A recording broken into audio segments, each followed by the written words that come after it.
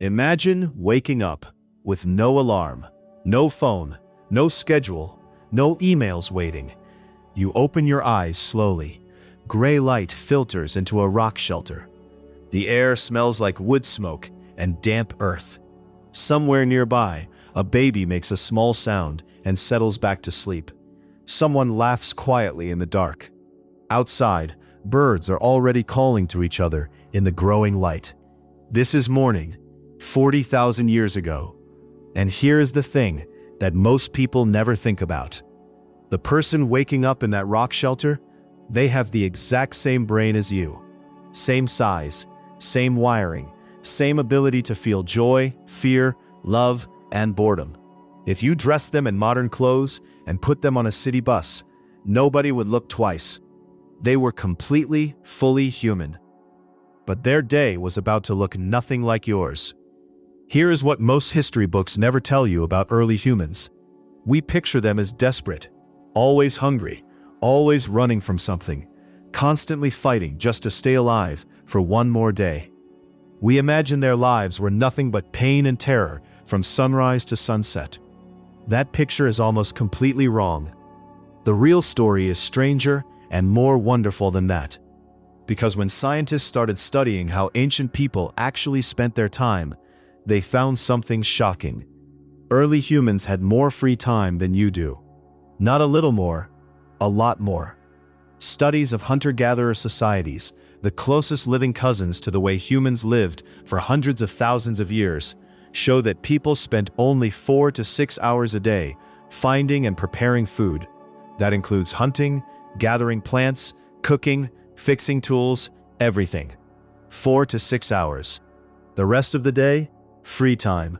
Talking, playing, making art, telling stories, sitting in the sun, doing absolutely nothing. Think about that for a moment. Your ancestor from 40,000 years ago probably had more leisure hours in a single week than many modern people get in a whole month. We think of progress as making life easier, and in many ways it has.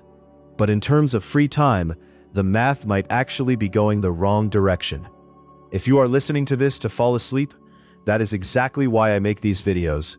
So maybe subscribe and let me know where you are right now and what time it is. I always check the comments and it never gets old. Someone in Tokyo just waking up. Someone in London at lunch.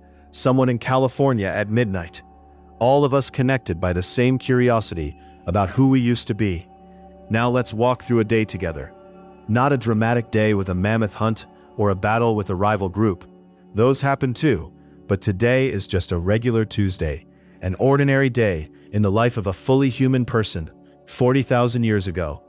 What you are about to discover will change how you see yourself, because understanding how our ancestors actually spent their time is not just interesting history, it's a mirror. It shows us something about what humans are really built for, and maybe why modern life sometimes feels so exhausting.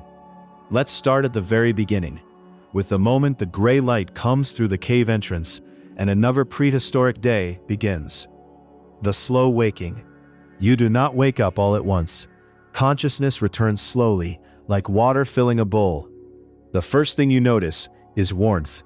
You are pressed against other bodies, not just your family, but your whole band, maybe 20 or 30 people, all sleeping close together on beds of dried grass and animal skins. The second thing you notice is the smell. Wood smoke, always wood smoke, but faint now. The fire that burned bright last night has died down to glowing coals. Mixed with the smoke is the smell of unwashed bodies and rendered animal fat, and the deep mineral smell of stone. If you are near a coast, there is salt in the air. If it is spring, you can smell green things growing somewhere just outside. Someone is already awake. There is always someone awake. Here is something surprising about prehistoric sleep. It was not like modern sleep. We used to think early humans slept the same way we do now, one long block of 8 hours in the dark. But that is actually a pretty modern idea. Researchers studying both ancient sleep patterns and modern hunter-gatherer communities found something completely different. Ancient humans practiced what scientists call biphasic sleep. You would sleep for a few hours after dark. then wake up for a period in the middle of the night, then sleep again until morning. That middle of the night waking was normal, not insomnia, just human. During that wakeful time, people would talk quietly, tend the fire, check on the children, sometimes make love, sometimes just lie there in the dark, thinking whatever thoughts come when the world is silent and still. This meant that at any moment during the night, someone in the group was probably awake, listening, watching, keeping the fire alive, because fire was everything. Let it die, and you had two options: walk to another group's fire and beg for embers, possibly miles away, or spend hours, exhausting hours, making fire from scratch by rubbing sticks together. Better to never let it die. So someone always kept watch, sometimes the elderly, who slept more lightly anyway, sometimes young adults without small children. The job rotated quietly, an unspoken agreement that everyone contributed to keeping the whole group safe and warm. The fire was tended, the coals were fed, and slowly, one by one, people began to stir. Children first. Kids have always been terrible at sleeping in. Within minutes of waking, a few of the older ones are up and moving, their breath visible in the cold morning air, drifting toward the warmth of the fire. The adults woke more slowly. And here is something important to understand about prehistoric mornings. Nobody was in a hurry. The entire concept of being late, of rushing, of time pressure, that is a very modern invention. Your ancient ancestor had no schedule to keep. The sun was just beginning to color the eastern sky. There were hours before anything urgent needed to happen. So people stretched slowly, yawned, scratched, did what bodies do in the morning. Someone, probably one of the experienced members of the group, stepped outside to check the world, not panicked, just careful. What changed during the night? Are there new tracks in the soft soil near the camp? What is the weather doing? Is that cloud formation promising rain, or just passing through? What direction is the wind coming from? This morning assessment was crucial. Ancient humans were readers of the natural world in ways we can barely imagine. They could tell from the way birds were behaving whether a predator was nearby. They could predict weather several days ahead by watching cloud patterns and feeling humidity and noticing how plants were moving. They could identify individual animals by their tracks and tell you how long ago the animal passed, whether it was healthy or injured, alone or with a group. All this information was gathered, and then, importantly, shared. As more people gathered around the growing fire, quiet conversation began. Dreams were sometimes discussed. Ancient people probably did not draw a hard line between sleeping visions and waking life. A vivid dream might be seen as a message, worth mentioning, worth thinking about together. And slowly, loosely, plans began to form for the day. Not orders, nobody was issuing commands. Instead, ideas emerged from conversation. Someone noticed that the berry bushes by the stream looked nearly ripe yesterday. Someone else saw signs of deer moving through a valley to the north. A third person suggested checking the fish in the shallow pools near the rocks. Decisions like these happened not because a leader said so, but because people talked and listened and followed whoever seemed to know best about the particular task at hand. This is waking up 40,000 years ago. No alarm ripping you out of a dream. No racing to get ready. Just the slow, gentle, communal drift from sleep into the day. Guided by light, guided by bodies, guided by the ancient rhythms that governed human life for hundreds of thousands of years. And if you have ever wanted to hit snooze, that is your Paleolithic brain remembering how mornings used to be, when the only schedule that mattered was the movement of the sun. The morning meal that was not really a meal. Your ancient ancestor did not have breakfast, not the way you think about it. There was no concept of breakfast as a separate meal at a specific time. There was just eating when food was available and hunger was present, the two things meeting together like old friends.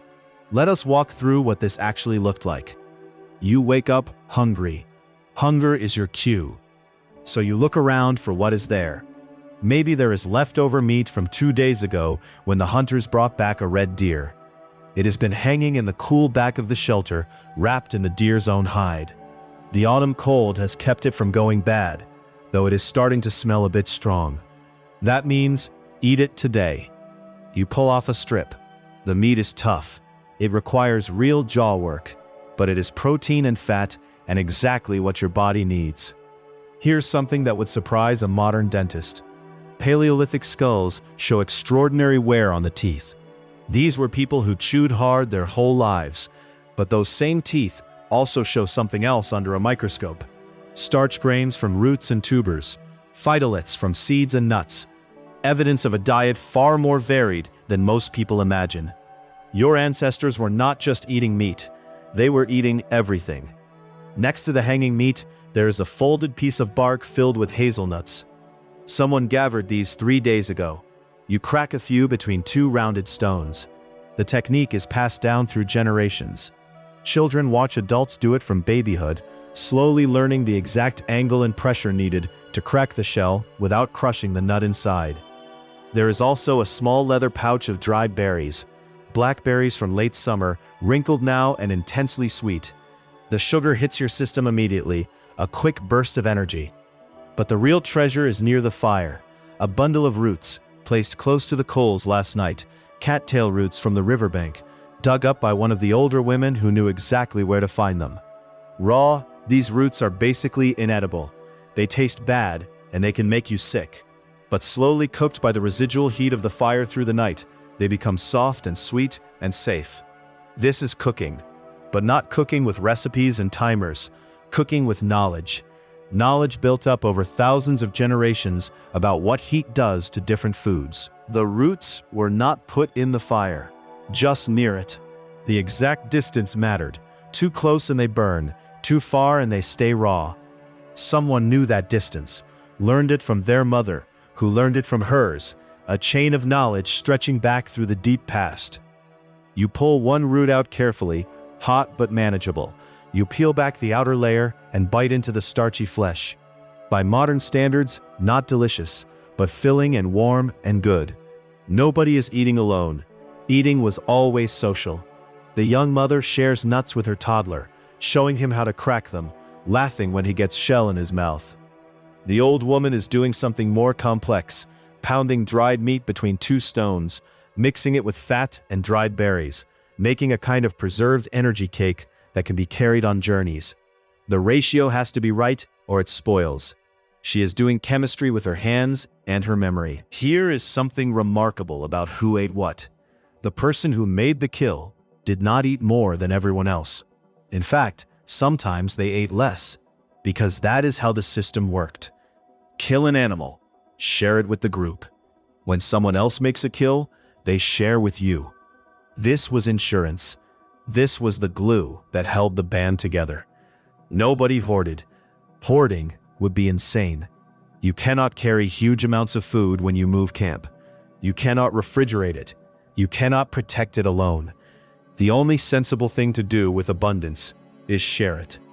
And the only rational thing to do when someone else has abundance is accept it graciously, knowing your turn will come.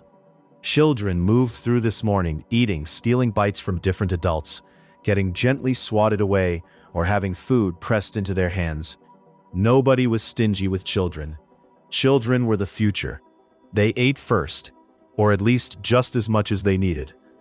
All of this happened while people talked. Information flowed freely with the food. Plans for the day took shape. The hazelnut grove to the north should be productive.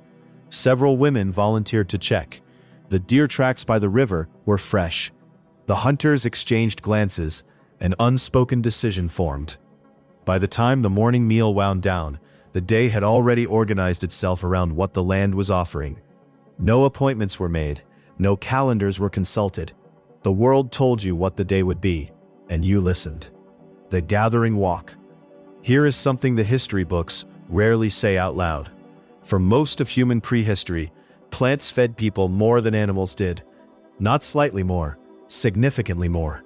Somewhere between 60 and 80% of the calories that ancient humans consumed came from plants. Roots, tubers, nuts, seeds, berries, leaves, flowers, bark. Hunting got all the glory. It still does in documentaries. But gathering was the real work of survival, the steady, patient, essential work that kept everyone alive. And here is the other thing the old books got wrong for a long time. The idea that men hunted and women gathered was always more complicated than that. Archaeological evidence now shows women buried with hunting weapons. Bone chemistry shows some women eating diets as meat-heavy as any male hunter. Some groups had everyone gathering, everyone hunting, roles shifting with circumstances and individual skill. The point is not who did what exactly. The point is that gathering was not lesser work. It was not simple work.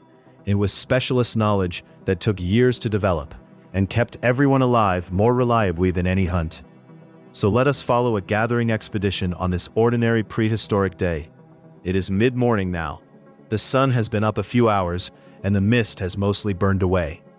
You are heading out with 3 others. Who knows the plant landscape better than almost anyone in the band? A younger cousin, maybe 11 years old, still learning, and your own child, 3 years old, riding on your back in a sling made from softened deer hide. You are not wandering. You are following a mental map built up over years of careful observation.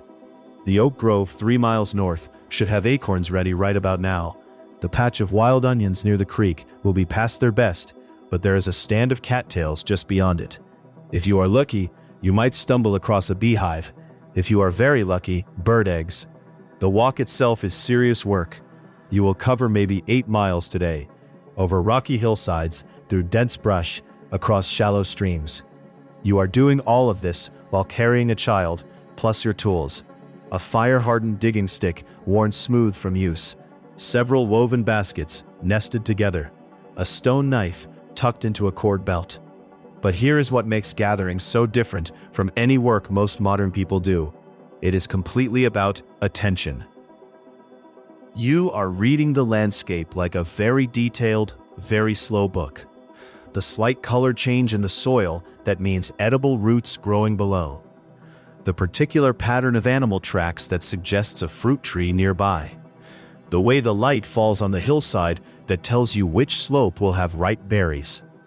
Your aunt stops at what looks like an absolutely unremarkable patch of ground. But she sees something. A particular type of grass that always grows near edible roots. She drives her digging stick into the earth, probing carefully. 3 inches down, she hits something solid. She works the stick around it, loosening the soil, and pulls up a tuber the size of your fist. Pale and knobbly and completely unappetizing to look at. But when it is roasted in the coals of tonight's fire, it will be sweet and filling and good. She hands it to you. You place it carefully in the basket. She digs again, another tuber, then another. This spot is rich. In 10 minutes, you have enough to feed everyone tonight. But you are not done. Because gathering is also education. It is always education. Your aunt tells your cousin a story as you move to the next location. The story is about a plant with bright red berries. How her grandmother once found those berries during a terrible winter. How they kept the whole band alive for 3 days of storms. And how you have to cook them first, because eaten raw, they cause stomach cramps that feel like fire. And how you can tell this plant from a plant that looks almost identical because of the way the leaves grow. 3 veins instead of 5. This is not a casual story. This is survival information wrapped in a narrative so it sticks in the memory. By the time your cousin is grown, she will have heard hundreds of these stories. She will carry in her mind detailed knowledge of maybe 200 or 300 plant species. Which parts are edible, which require processing, which are medicinal, which are toxic. Modern botanists spend years in university learning to identify plants. Your ancestors learned it from childhood, through stories and observation and the very real consequence that getting it wrong could kill you. Hours pass in this rhythm, walking, watching, collecting. The baby on your back has fallen asleep. Your baskets are getting heavy. Wild grapes, slightly tart but edible. Seeds from a grass you will grind into flour. Bark from a specific tree that when boiled makes a tea that reduces fever. Your aunt collects that bark carefully, never taking so much that she damages the tree. Because she learned long ago, and now teaches that you must think about next season and the season after that. Take too much and the resource disappears. Leave enough and it will be there for your grandchildren. This is sustainable harvesting, without the word for it, without any written rule, just accumulated knowledge passed down from generation to generation. Passed from one generation to the next, that if you treat the land with care, the land takes care of you back. By early afternoon, you are miles from camp. Your legs are tired, your shoulders ache under the weight of the baskets. But there is something almost meditative about this work. No rush, no pressure, just the steady rhythm of moving through the world with your senses fully open. Every sound matters. The rustle of animals, the call of birds, the distant sound of water. Every smell carries information. Every shadow tells you something about the time of day and the weather coming. You are completely present in a way that modern life almost never allows. When you finally turn back toward camp in the late afternoon, your baskets are full. You have walked maybe 8 miles, your feet hurt, your back aches, the baby has woken up and wants to be fed. But you brought food, reliable, nutritious food. And tomorrow, you will go out and do it again. The art of the hunt. Here is something that might surprise you about prehistoric hunting. Most days, nobody hunted. Not because hunting was not important. It was. But because hunting is hard. It fails more than it succeeds. And your ancestors were smart enough to build their lives around things that worked reliably. Not things that sometimes paid off spectacularly. A successful hunt might happen every few days if conditions were good. Every few weeks if they were not. The rest of the time you were planning, preparing, tracking, and mostly relying on gathered food to keep everyone fed. But when the conditions were right and the signs were good and enough experienced hunters were healthy and ready, then a hunt could happen that was extraordinary. Let us say today is one of those days. Yesterday, scouts spotted fresh tracks from a small herd of antelope moving through a valley about 5 miles from camp. The animals are heading toward a seasonal watering hole, following patterns your people have watched for generations. The timing is right. The weather is clear. Several experienced hunters are available. This is how it begins, not with a sudden dramatic decision, with careful thought and quiet conversation. 6 hunters gather in the early morning. They discuss the plan using spoken words and hand signals developed over thousands of years. Who takes which position, where the animals are likely to go, what the backup options are if something goes wrong. They carry spears. Each one took days to make. The wooden shaft was straightened over fire and seasoned for months. The stone point was chipped from high-quality flint, sometimes traded from a source hundreds of miles away. Then attached to the shaft with plant resin and sinew that forms a bond nearly as strong as modern glue. Some hunters carry what we now call atlatls, spear throwers, a wooden device that uses leverage to triple the speed and distance of a thrown spear.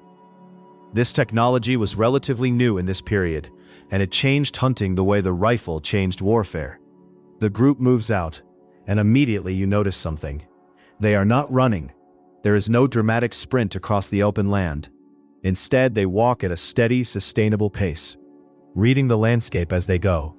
One tracker kneels beside a depression in the sandy soil. He studies it for a long moment. The track is fresh, probably from this morning. The depth tells him the animal was walking, not running, not alarmed. The spacing between prints suggests it is a young adult, healthy, good size. He knows all this from one footprint. This is not magic. It is pattern recognition sharpened over a lifetime of practice. These hunters have been studying animal tracks since they could walk. They know what every variation means. How long ago the animal passed, whether it was calm or frightened, what direction it was heading, and at what speed. They follow the trail for hours, no rushing, just steady walking, occasionally stopping to read signs and adjust their plan.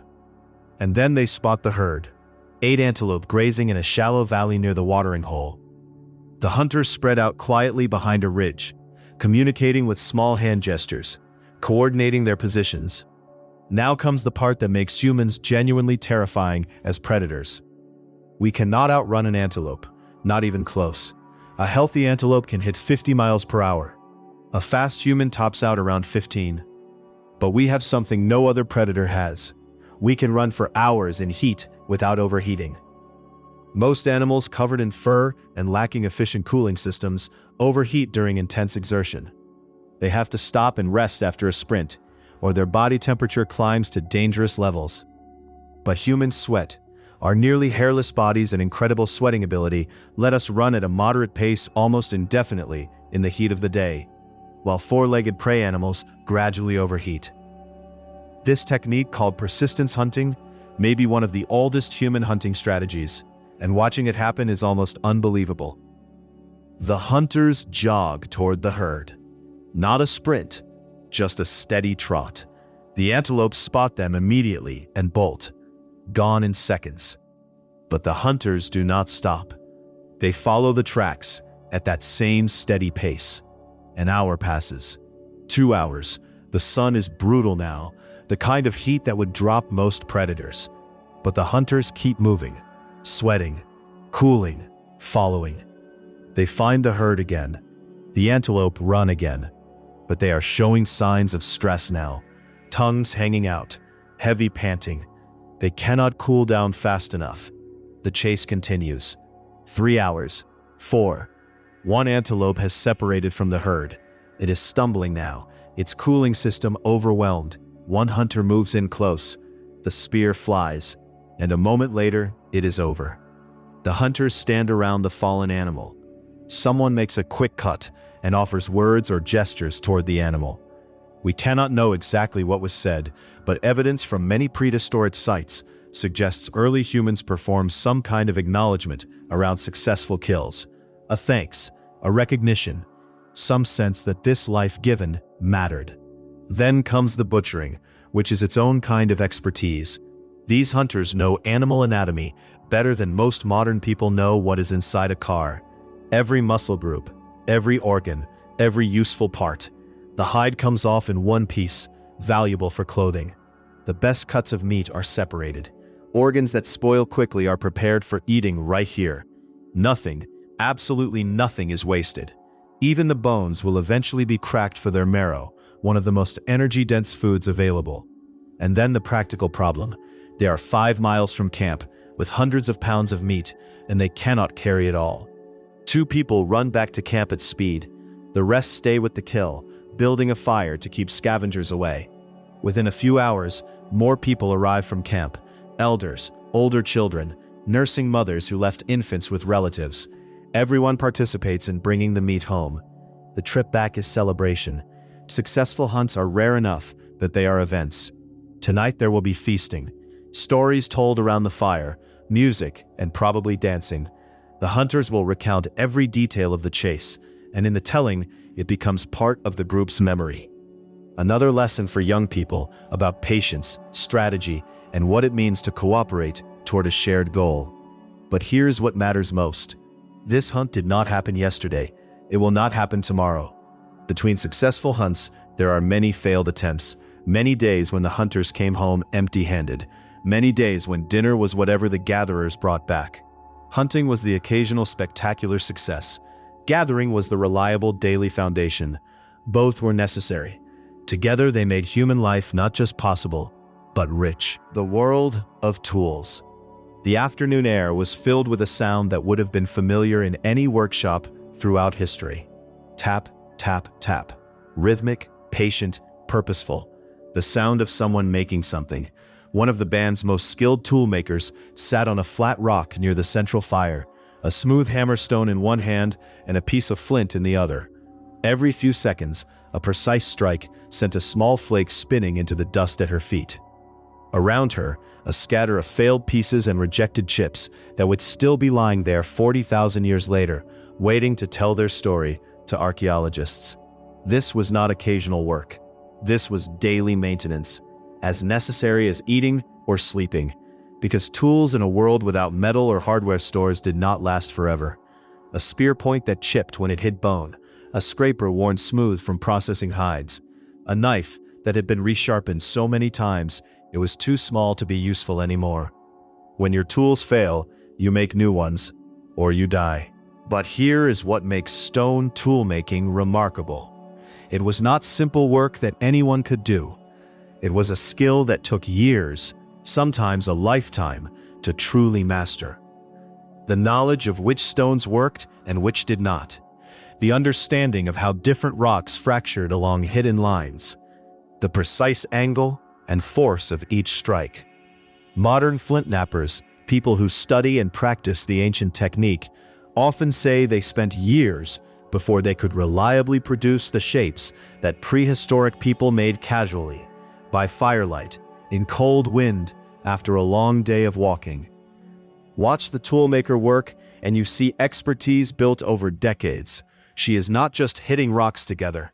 She is reading the stone, seeing fracture lines invisible to untrained eyes. Each strike is calculated. Too hard, and the piece shatters. Too soft, and nothing happens. The angle has to be exact. It is geometry and physics executed entirely through intuition and muscle memory. The tool she is making today will be hafted into a wooden handle with pine resin she collected and heated until it became sticky, mixed with a little charcoal and crushed bone for strength, then wrapped with thin strips of sinew that will shrink as they dry, gripping the stone like a fist. Nearby, a young man is working on a different problem entirely. He has a piece of antler from last week's deer, and he is slowly, patiently carving it into a spear point. Antler can take impacts that would shatter stone, but it is harder to shape, requiring different tools and different techniques. He works with a stone boren, a chisel-like tool, scraping the antler in long, careful strokes. The work makes a soft, continuous sound, a counterpoint to the sharper rhythm of the flint knapping. Thin curls of antler fall away with each stroke. Every so often he tests the point against his thumb, checking the sharpness. This point will take hours to finish. When it is done, it will be lighter and more flexible than a stone point. It can be thrown farther. It is less likely to break on impact, and it will be beautiful. This is something the archaeological record only recently made clear to researchers. Prehistoric toolmakers cared about aesthetics. We know this because we find tools that are more beautiful than they needed to be. Stone points shaped with perfect symmetry, even though a less symmetrical point would work just as well. Bone needles decorated with tiny carved patterns. Antler spear throwers carved into the shapes of animals. Nobody decorates a purely functional object unless they care about how it looks. These were not just tools, they were expressions of skill and identity. When you carried a beautifully made spear, it said something about who you were, that you had the patience and ability to make something excellent, that you took the work seriously, that you were someone worth knowing. Across the camp, several others worked on clothing. One woman scraped a deer hide, stretched across a wooden frame, using a stone scraper to remove every trace of fat and membrane from the inner surface. The scraping sound, soft and rhythmic, carried across the afternoon air. Her hands moved in steady, overlapping strokes, the technique learned from her mother and her mother's mother. After scraping, the hide would be treated by smoking it over a fire or by rubbing it with a mixture that sounds strange but works perfectly. Brain tissue and fat. The brains of an animal contain exactly the right compounds to keep leather soft and pliable. Someone discovered this, probably by accident, thousands of years ago, and the knowledge was passed down like a gift. Brain-tanned leather stays soft and workable even when wet. It does not crack. It does not go stiff in the cold. Nearby, another woman was sewing with an actual needle, a tiny piece of bone drilled at one end, threaded with fine sinew. This technology was less than 20,000 years old, a recent invention, and it had completely changed what clothing could be. With needles, you could make clothes that fit, that could be layered, that could be decorated with beads or dyed leather strips. The garment she was making was winter clothing for her daughter, fur-lined and layered, warm enough for the serious cold that would come in a few months. The little girl sat nearby, watching everything. This is how children learned, not in classrooms, not from books, by watching and watching and watching, until the movements became familiar enough to try themselves. By the time the girl was 10, she would be competent at basic hideworking. By 20, she might be one of the most skilled leather workers in the group. She would teach her own children the same way, an unbroken chain of knowledge passing from hand to watching hand across thousands of years. And in a quiet corner of the camp, an older man sat with something small and delicate in his hands. He was drilling holes in shells, tiny holes, painfully slowly, with a thin stone point. These shells had been traded for last summer, when a neighboring group visited from the coast, 3 weeks' walk away. He was making beads. Not food, not tools, not shelter, beads. Purely decorative, purely beautiful. And humans had been making them for at least 100,000 years, probably longer. Because survival was never enough. Humans needed beauty, status symbols, ways to say who they were and where they belonged. Those shell beads said, "I have connections to distant places. I have time to make careful things. I value what is beautiful." All of that, spoken without words, carried on a cord around the neck. The long afternoon and the gift of doing nothing. Nobody talks about this part. If you ask people to imagine a prehistoric human's day, they picture constant motion, running, hunting, gathering, making, building, surviving, non-stop activity from dawn to dark. But here is what anthropologists actually found when they lived with modern hunter-gatherer groups and carefully recorded how time was spent. After the morning's work was done, people rested. Not because they were lazy, not because they had given up, but because rest was rational. When your body is your only real tool, preserving it is part of the job. You lie down in a patch of shade, half listening to conversation nearby, half watching smoke drift upward from the fire, turning a smooth river pebble in your fingers without thinking about it. The warmth of the afternoon sun on your skin. You do nothing in particular, and this doing nothing was not empty. It was full of something that modern life rarely offers. Complete presence, no split attention, no mental multitasking. Just being in the world you are actually in, with the people who are actually there. Children were playing somewhere nearby, their energy contagious, running, chasing, wrestling. Not organized games with rules, just the wild physical play that builds every skill they will need. Strength, balance, coordination, social sense. How hard is too hard when wrestling? Who is getting upset and needs a pause? What does it feel like when your body is moving well through space? You watch them with half an eye, not worried, not anxious, just aware, ready to react if something went wrong, but fully expecting it would not. Someone else started a quiet conversation nearby about yesterday's gathering lock, about the old woman's knee that had been hurting, about a young person who had said something unkind to another, and the gentle way it had been addressed this morning before anyone held on to bad feelings. This is how ancient humans maintained their social world, not through formal systems or written rules, but through constant flowing conversation that let everyone know where they stood, what had happened, what was being thought about, what needed attention. There is even evidence that early humans had games, small objects found at prehistoric sites that do not fit neatly into any tool category. Carved animal figurines too small and detailed to be practical. Smooth stones with holes drilled through the center that may have been spinning toys. Tiny figures of people made from bone and ivory. Toys, not for survival, for joy. And there are hints of adult games too, certain arrangements of small bones and stones that suggest counting or strategy games. Etched lines on flat rock surfaces that might have been game boards.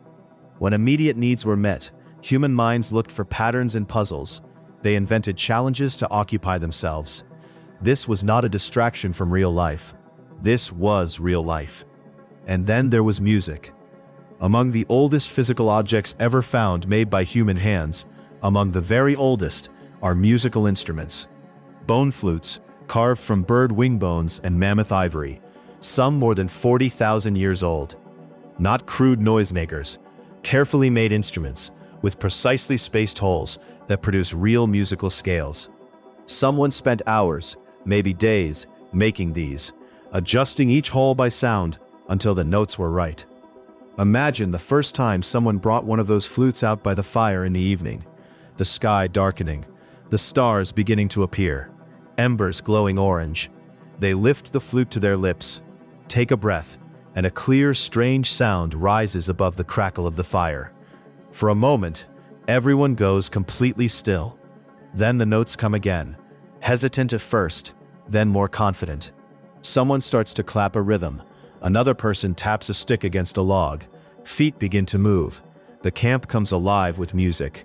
And something happens in everyone's brain when this occurs. Not just pleasure, though there is that too. Music synchronizes bodies and minds. When people move together, breathe together, reach the same rhythm together, something deep happens. Anxiety fades. The sense of being part of something larger than yourself grows. The world feels for a moment coherent and safe. For small, vulnerable groups of humans who needed to stay together to survive, those moments of shared rhythm may have been as important as any weapon or shelter. After the music, after the dancing that probably followed, came the other great technology of the ancient world: stories. The fire and the stories. The fire has burned down to good, steady coals. The work of the day is finished. The meal has been shared. The children who were wild all afternoon are now leaning against their parents, eyes heavy. Someone begins to talk, not about today, about something bigger. Maybe it is about the last great hunt, 3 seasons ago, when the wind changed suddenly and almost ruined everything, and how clever thinking saved it at the last moment. Maybe it is about the time the river flooded so fast that everyone had to move camp in an hour or be swept away. Maybe it is about a time even longer ago, a story the speaker heard from their own grandparent, about a winter so cold that the world seemed to be ending, and how people survived it by doing something no one had tried before. Some stories are about things that really happened. Others reach into the world of myth. The clever animal who outsmarts the powerful one. The spirit that lives in the storm. The ancestor who traveled to a distant land and brought back something that changed everything. But all of these stories do the same thing. They carry information across time. Which valley has edible roots when everything else is bare? Which plant can cure the fever that comes in summer? What happens when someone in the group breaks the most important rules? Where the dangerous river crossing is, and why you should go a mile upstream instead. Without writing, stories were the memory of the group. Not just entertainment, not just comfort, living libraries of essential knowledge, disguised as drama, so they would stick in the mind forever. Think about that. Every story told around those ancient fires was doing multiple jobs simultaneously. Entertaining the listener, teaching the young, reinforcing the group's values, preserving practical knowledge that could mean the difference between life and death. This is why humans love stories so much, why we cannot seem to stop telling them and hearing them. It is not a quirk or a habit. It is something built into us over hundreds of thousands of years. Story is the technology our ancestors used to survive. And there was another kind of conversation that happened by the fire, more personal and more immediate than the big stories. Gossip, real, detailed social gossip about who in the group had done what and how people felt about it. This might sound trivial, but in a group of 20 or 30 people who depended completely on each other, gossip was not trivial at all. It was the social nervous system. It was how everyone knew where they stood. Who had been generous, who had been selfish, who had helped and who had avoided helping, who needed support right now. Gossip in ancient bands was law enforcement, news service, and community care all rolled into one. It created accountability without courts or police. It distributed reputation like a currency. People who were consistently generous and reliable found that others came to their aid when they needed it. People who were consistently selfish found that support quietly dried up around them. No one said, "You are banned from the community for your selfishness." But when you needed help, somehow people were always just a little busy. That system worked for hundreds of thousands of years. And the stories kept coming. The fire kept burning. The stars wheeled slowly overhead. Children fell asleep one by one, arranged against their sleeping parents in the warmth of the shelter. And even in sleep, they were surrounded by the sounds of their people talking, which might be one of the oldest and deepest forms of comfort a human being can have. The world inside the caves. Some days, instead of following the usual paths of gathering and hunting, a small group would go somewhere different. Into the dark. Deep into the dark. The caves of what is now southern France and northern Spain contain some of the most extraordinary art ever made by human hands. Horses galloping across stone ceilings. Bison charging through the flickering torchlight. Lions drawn with such anatomical accuracy that modern wildlife biologists are amazed. The paintings at Chauvet Cave in France are 36,000 years old. Let that sink in for a moment. The Great Pyramid of Giza is 4,500 years old. The paintings at Chauvet are 8 times older than the pyramids. They were ancient history before Egypt existed, before writing existed, before cities existed. And yet if you stand in front of them today, which visitors can under strictly controlled conditions, you do not feel like you are looking at primitive scrawls.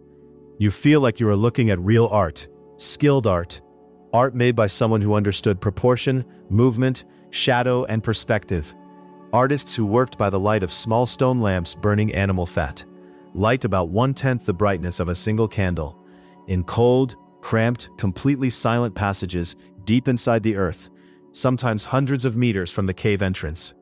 This was not casual decoration. Getting to some of these painting sites required crawling through passages barely wide enough for a human body, bringing torches and pigments and sometimes scaffolding made of wood, working for hours in conditions that would test the most dedicated modern artist. Why did they do it? We do not know for certain, and that uncertainty is itself important. It reminds us that these were fully human minds doing something fully human, making choices for reasons we can barely guess at. Some researchers think the caves were teaching spaces. Imagine bringing young people down into the dark, showing them the painted herds by torchlight, teaching them how the animals moved, where to aim a spear, what a wounded animal looked like. The cave walls becoming a three-dimensional textbook for hunters. Others think the caves were sacred spaces, places where special ceremonies happened. Coming-of-age rituals, healing ceremonies, moments when the ordinary world was set aside and something more profound was touched. In many cultures around the world, people enter very dark places or use other techniques like drumming, dancing, or fasting to experience altered states of mind. The visions that sometimes result feel deeply real and meaningful. Several researchers believe the cave paintings might be records of exactly those visions.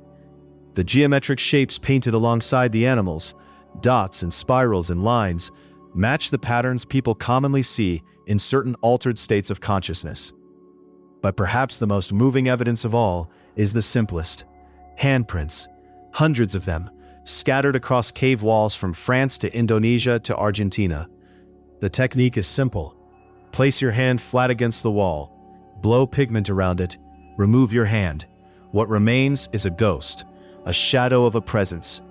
These handprints are tens of thousands of years old. Place your own hand over one of them, and your fingers align with fingers that last touched that stone when mammoths walked the earth. They are saying something, these prints, the simplest, most human thing imaginable. I was here. The children and the teaching. A child in a prehistoric band was never bored, not because they had toys or entertainment, but because everything around them was a lesson, and most of the lessons were fascinating. The world itself was school. From the moment they could walk and talk, children were absorbing a continuous flow of information from every adult around them, not in formal instruction, but through constant observation and participation in real work. A 4-year-old watched their grandmother separate edible berries from similar-looking toxic ones. The lesson was not stated as a lesson. It was just grandmother doing her work with the child nearby, occasionally pointing something out. Look at the leaf shape here. Notice how the color is slightly different. Remember this smell. By 10, that child could identify dozens of plant species reliably. Not because they had been drilled on flashcards, but because they had seen the work done thousands of times in every season. By 15, they might be teaching a younger sibling the same way. Children also learned through play, which was often almost indistinguishable from training. Boys and girls both practiced throwing, climbing, and running constantly because movement was both fun and survival preparation. They practice quiet walking through underbrush because that is also how you play hunting games with your friends. They learn to read animal tracks and weather signs because those things were genuinely interesting puzzles, not boring homework. The teaching in ancient bands was never done by one person standing in front of others. It was done by everyone, all the time, through the living example of daily work. Want to learn to make a fire from scratch? Watch it done 100 times, then try it yourself under supervision. Fail. Try again. Eventually succeed. Feel the deep satisfaction of a skill genuinely earned.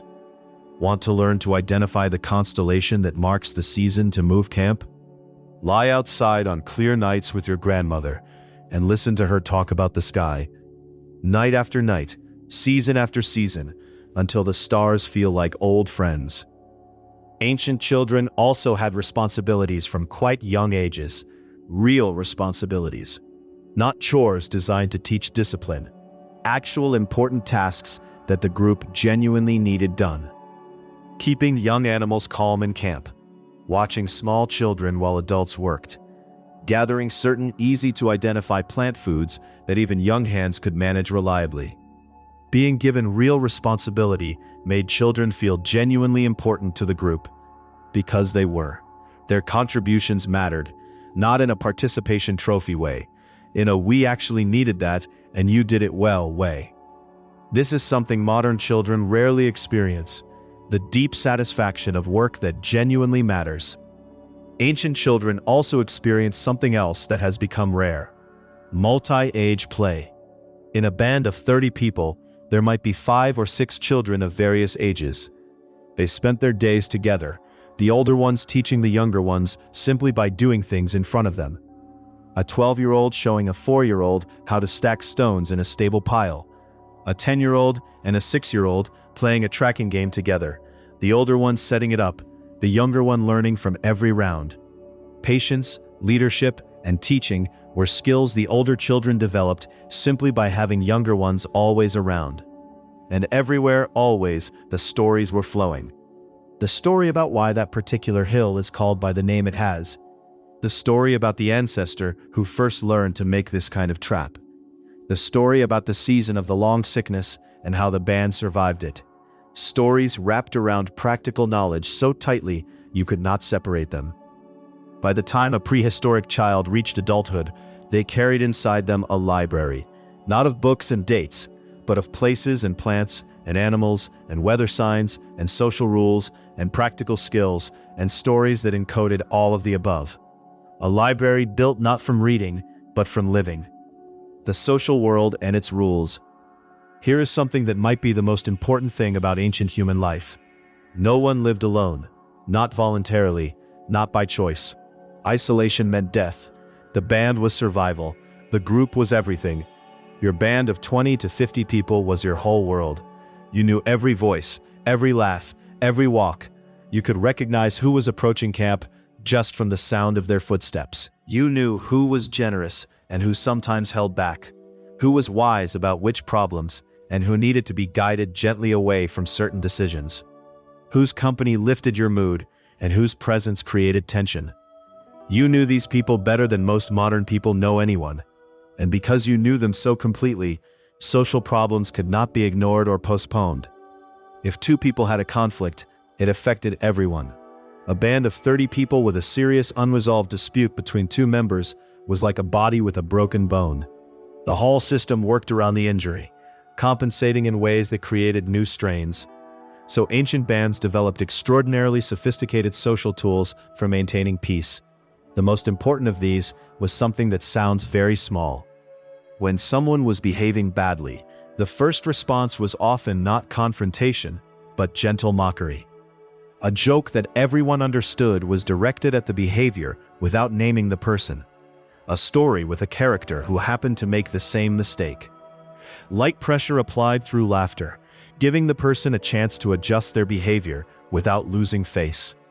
If that did not work, the pressure increased.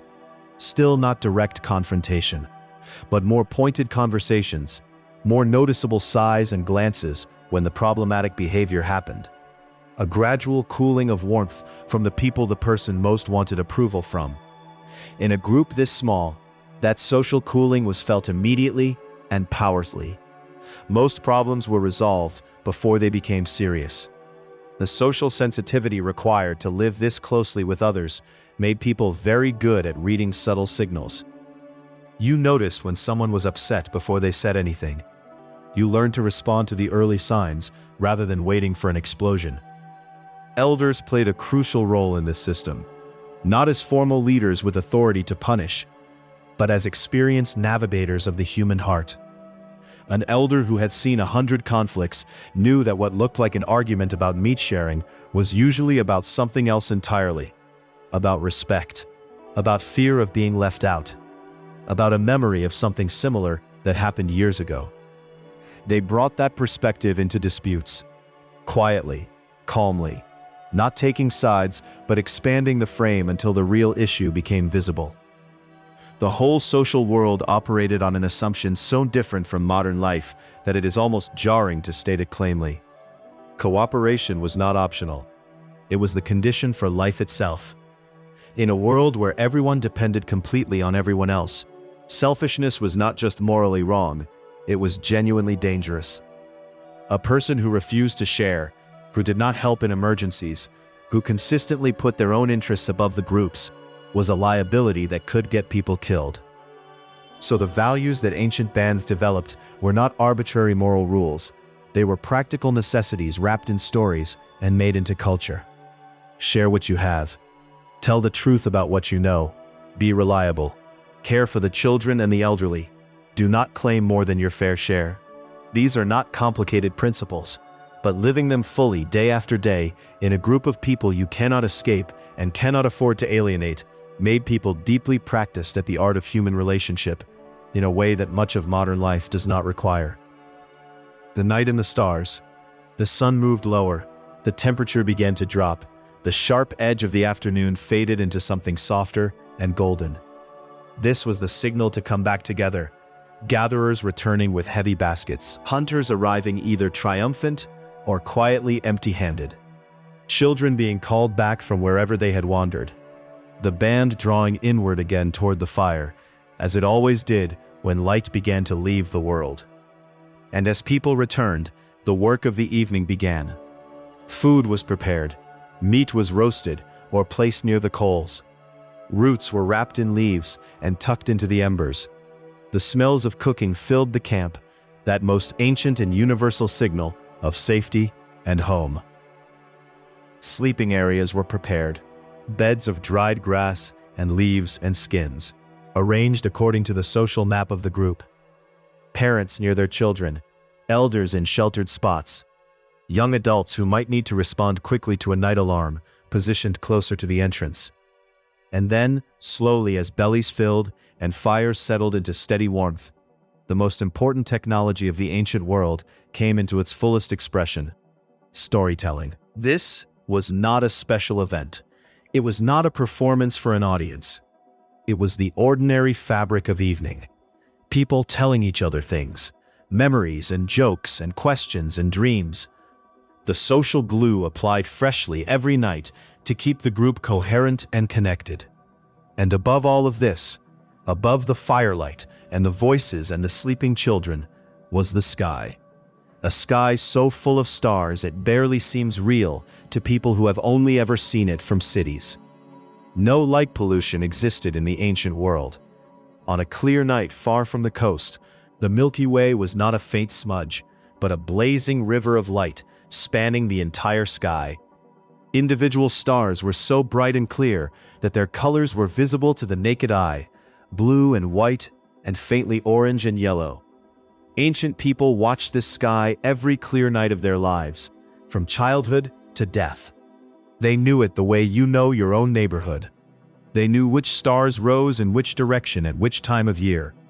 They knew the seasonal movements that marked when to move camp, when certain animals would pass through, when certain plants would be ready. We have evidence from multiple prehistoric sites that ancient humans tracked astronomical events with real precision. Certain caves have hand stencils and paintings positioned to catch light only on the winter solstice. Archaeological sites have alignments that match star risings at specific times of year. carved bones with notch marks that appear to track lunar cycles. These were not primitive people confused by the sky above them. They were careful, long-term observers who understood the sky as a calendar and a map, and perhaps a story about the nature of the world itself. Lying on your back outside the shelter on a warm night, watching stars wheel slowly across the sky, you might feel something that it is hard to find words for. A sense of belonging to something vast. Of being a small but real part of a universe that has been here much longer than you and will continue long after. Your ancestors felt this too. They looked up at the same stars and asked the same questions. What are those lights? Why do they move the way they do? Are there beings there that watch us? Does what we do here matter to anything larger than ourselves? They did not have our answers, but they had the questions. And they had each other, lying in the dark, wondering together. The connection to your own life.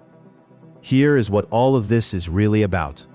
When you look at the daily life of an early human, what you are actually seeing is a blueprint. The original blueprint. The design that all of modern human psychology and sociology is built on top of. Your brain was not designed for the world you live in now. It was designed for a world that looked a great deal like the one we have just spent this time exploring. A world of small groups, meaningful work that you could see and feel the results of, movement through natural landscapes, time to rest, time to do nothing in particular, deep, sustained relationships with a small number of people who knew you completely.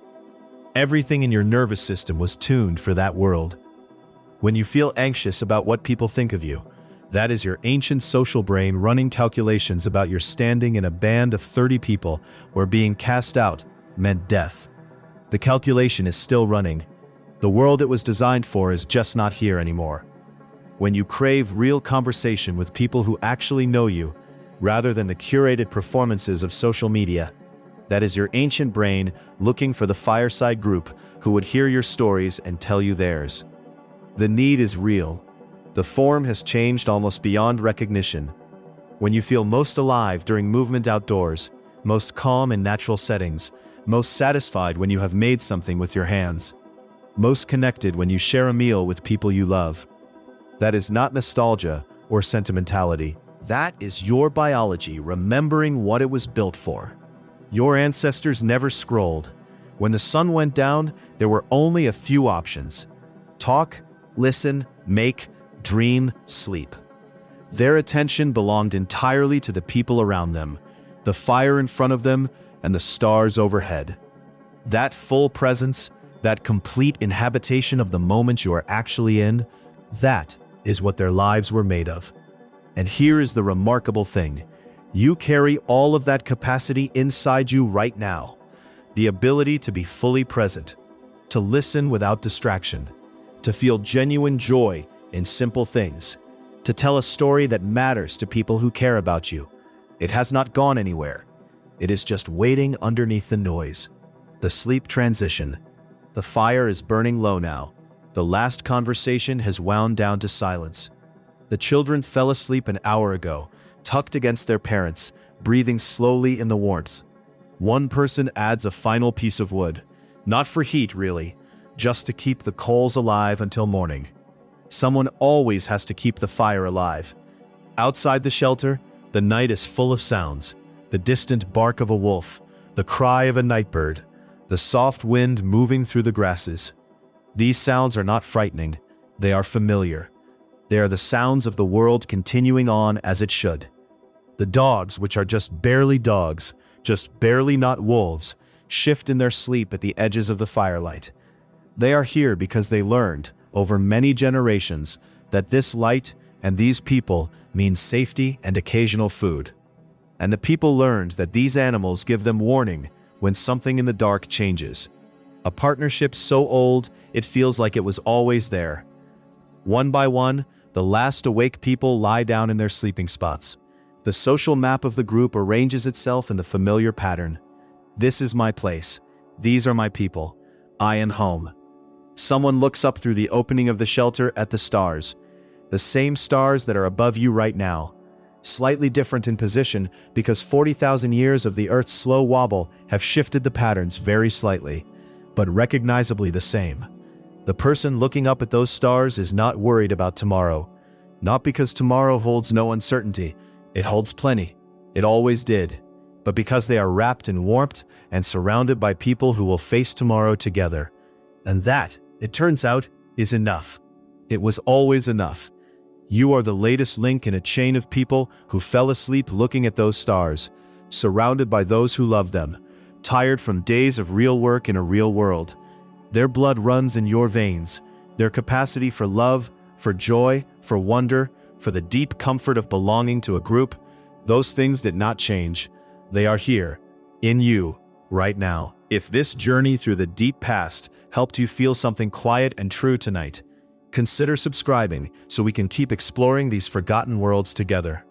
And if you are still awake enough to leave a comment, I would love to know where in the world you are listening from. What city? What time? What the night sounds like outside your window?